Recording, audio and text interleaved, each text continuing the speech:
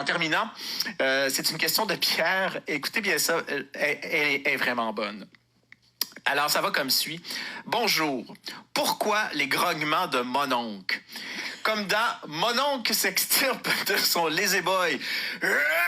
Puis là, c'est moi, là. Je traduis son onomatopée. Mon oncle ramasse ses chaussettes au sol.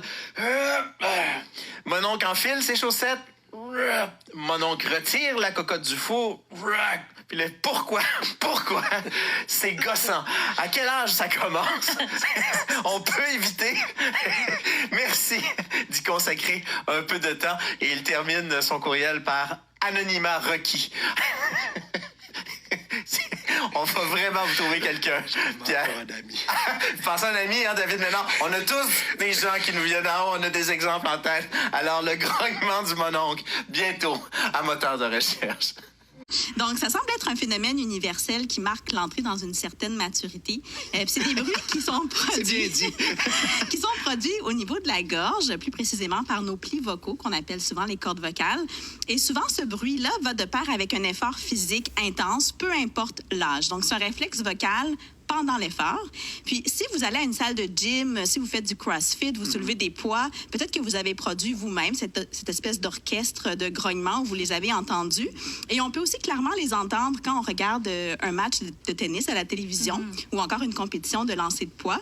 Donc, bref, quand on fait du sport, qu'on fait de l'exercice ou quand on fournit un effort physique en général, plusieurs d'entre nous allons produire ce type de bruit-là. Et même certains vont aller jusqu'à crier. Et à coup sûr, je vous dirais que vous grognez probablement quand vous soulevez quelque chose de très lourd, là, comme une boîte, là. Donc, vous allez expulser bruyamment de l'air qui est dans vos poumons. Donc, une des explications derrière ça, c'est le phénomène, en fait, c'est la manœuvre de Valsalva. Valsalva. Donc, c'est une manœuvre, en fait, qui a été décrite pour la première fois là, au 18e siècle par un médecin anatomiste italien, le même qui a donné son nom à la structure qu'on appelle la trompe d'Eustache. Donc, il s'appelle... Oui, il s'appelle Antonio Maria Valsalva.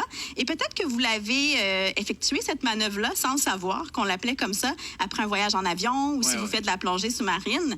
Donc, c'est une technique qui permet d'équilibrer, de rétablir de force l'équilibre entre la pression extérieure, par exemple la pression de l'eau dans le cas des plongeurs, et la pression intérieure de l'oreille moyenne en insufflant de l'air par le biais de la trompe d'Eustache.